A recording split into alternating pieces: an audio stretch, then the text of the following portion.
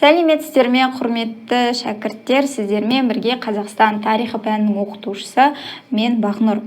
Және де біз бүгін түркі әлемін ислам мәдениетімен қауыштырған ең бірінші тарихта болып ортағасырлық мемлекеттердің ішінен ислам дінін мемлекеттік дін ретінде қабылдаған Қарахан мемлекеті туралы айтатын боламыз. Қарахан мемлекетінің басшысы Сатуқ Боғырхан негізін қалаушы және де 915-955 жылдары жалпы тарихи сахнада бізге белгілі тұлға. Қарахан мемлекеті басқа түркі мемлекеттері сияқты тайпалардан тұрды. Олардың ішіндегі беделділері және де ірі тайпалар олар яғма және де жікіл болды.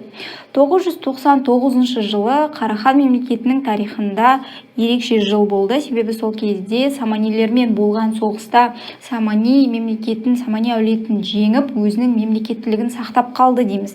Жалпы Қарахан мемлекетінің тағы бір ерекшелігі ол мемлекеттің қосарлы басқару жүйесінде болуы. Жалпы мемлекет шығыс және батыс болып бөлінді. Қарахан мемлекетінің батыс хандығының астанасы бірінші Бұхара қаласы, кейіннен Самарқанд қаласы болды. Самарқанд кейін Мауреннахрдың астанасы болған қала, ал шығыс бөлігін біз айтатын болсақ, онда астанасы Баласағұн қаласы болды. Жалпы Мауреннахр батыс Қазақстанның территориясы болса, онда Жетісу және де Қашғар жері, онда ол шығыс Қарахан мемлекетінің территориясы болып қалған болатын. Бұл екі бөлік жалпы 11 ғасырдың 30 жылдарында екі бөлікке ресми түрде бөлініп кетті. Яғни ресми түрде екеуі бөлініп кетті. Жалпы біз Қарахан мемлекеті туралы араб, парсы деректерінен білеміз. Көбінде Бартрдтың айтуы бойынша араб географтар көбінде Қарахан мемлекеті туралы бұл мемлекетті ислам мәдениетін ұстанатын мемлекет деп айтуға болмайды деп жазған. Бірақ та біз ол деректерді көбінде жалпы мұсылман мәдениеті көзқарасынан және де діни көзқарастан айтылған деп есептейміз.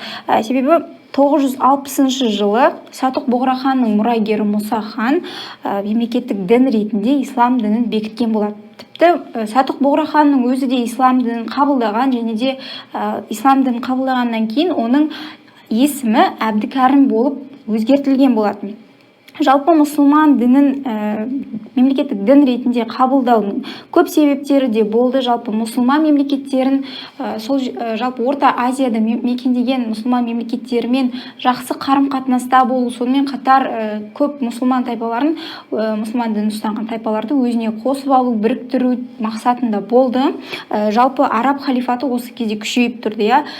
Ислам дінін таратты көп жерлерге, олар территориясын созды, тіпті Испанияға дейін барған болатын. Жалпы осы кезде мұсылман мемлекеттерімен сауда-саттықта өте жақсы дамыды. Мемлекеттің ыдырауы не себептен болды? Біз тағы да картаны ашайық. Жалпы Қидан деген тайпалар болды. Олар 1140 жылы осы қарахандарға қарсы соғыс ашқан болатын. Бірақ осыған дейін де олардың көтерілістері болып тұрды. Қидан тайпаларын ығыстырған ол Қытайлар, яғни солтүстік Қытайдан ығыстырылған қидандар келіп өзіне жаңа территория іздейді. Ол Жетісу жеріне келеді олар және де осы Қарахан мемлекетін соғыс ашып және де оған салық төлеткізген болатын. Бұл мемлекетті әрине әлсіретті және де бұл Қытайлар кейіннен жалпы бір ғана себеп ретінде болады. 1208 жылы Шыңғыс хан өзіне көршілес жатқан мемлекеттерге, яғни көбінде тайпаларға шабуыл жасап, оларды да ығыстыра бастаған болатын. Сол кезде Қазақстан территориясына кімдер келді? Ол наймандар. Наймандар 1210 жылы шығыс Қарахан мемлекетін, ал 1212 жылы батыс Қарахан мемлекетін жаулап алған болатын. Осымен біз Қарахан мемлекетінің қысқаша тарихын айтып өттік. Жалпы Қарахан мемлекеті туралы айтылатын деректер осы дейміз. Жалпы Жетісу жері, Қашғар жері шығыс территорияға бөлінсе, батысы Мауреннахр территориясына бөлініп кетті деп айттық. Жалпы осы кезеңде Қарахан мемлекеті жалпы ең бірінші тарихта мұсылман дінін қабылдаған мемлекет ретінде қалды. Осыдан кейін біз Қидан мемлекеті туралы айтамыз, яғни Қара Қытайлар мемлекеті туралы. Дәл солар осы Қарахан мемлекетін картадан ығыстырып, саяси тарихын осымен жойған болатын. Осымен біз осы сабақты аяқтаймыз.